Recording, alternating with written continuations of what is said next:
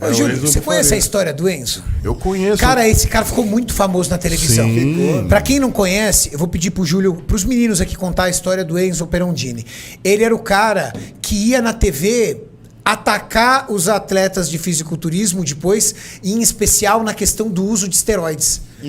Ele disse que ele parece que quase morreu por causa disso, e aí ele em tudo quanto é programa, eu vi ele num monte de programa, vários, condenando o uso de esteroide, dizendo que o fisiculturismo era só aquilo, que quase que ele morreu por causa do fisiculturismo. Você lembra? Lembro, e quem foi com ele até... No caso, as meninas fizeram um debate com ele, né? Até Claudinha Gentil. Cláudia Gentil, Mônica Martins, eu acho. Isso, exato. Eu lembro Cara, disso. Renato, assim, ele realmente teve problema.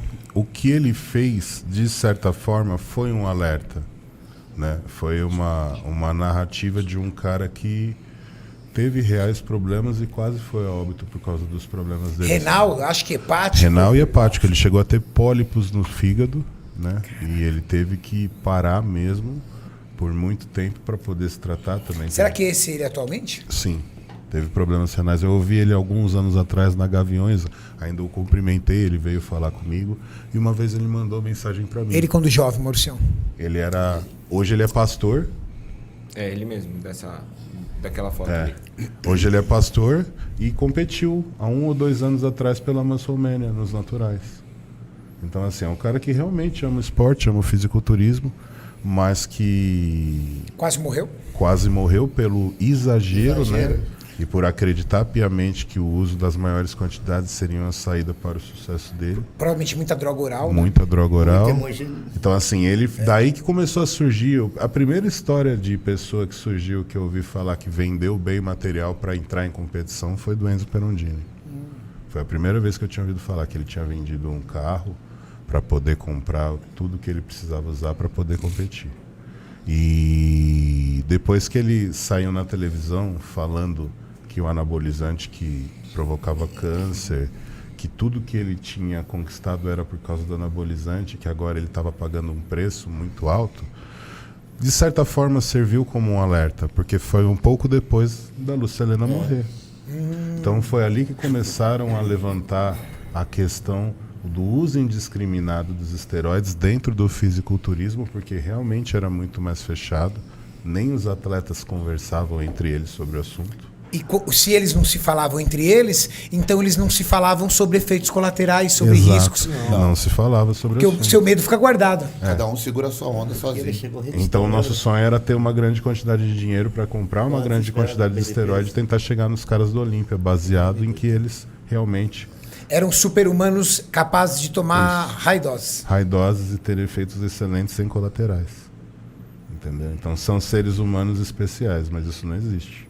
Então ele foi o primeiro alerta que veio aí para as pessoas que acham que as grandes doses são o resultado. Tá aí, ó.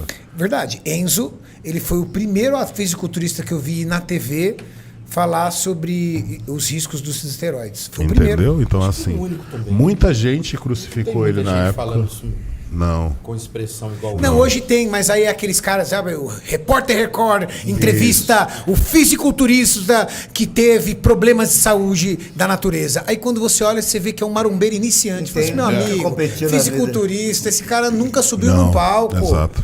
Tá ali com o peitinho desenhadinho, tudo tal. Porque eu tive ginecomastia e eu acabei de operar. Olha aqui, ó, tive que ir pro SUS fazer uma operação de ginecomastia com 70 quilos.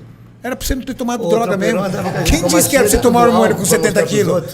Entendeu? Aí mostrava ele lá, ele fazendo supino com 20 de cada lado. Você viu?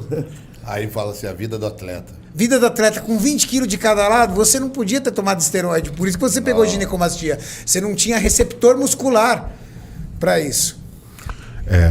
E o Enzo, ele fez esse alerta e depois ele tentou retornar a competir pela NABA. Em 2003 ele voltou, foi campeão brasileiro ainda.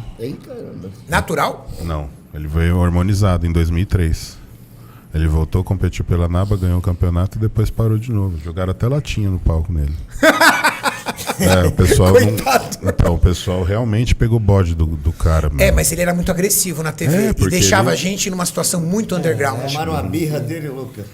Porque ele, na verdade, o erro dele, né? Ele colocou como o erro dele fosse uma verdade absoluta.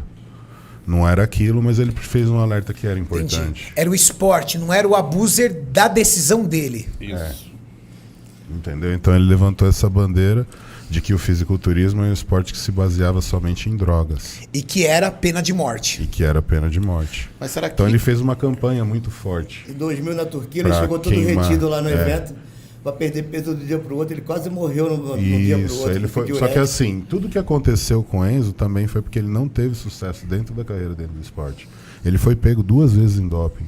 Então essas 2 vezes foram decisivas. O cara que é pego 2 vezes no doping na IFBB perdeu a carreira.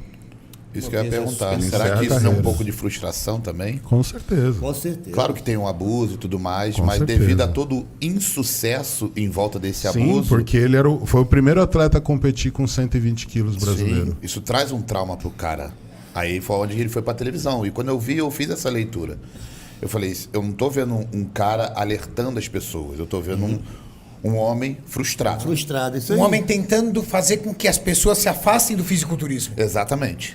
Um pouco de esporte revolta. que não me deu o que eu sonhei. É um pouco de revolta com o esporte, né? Exato.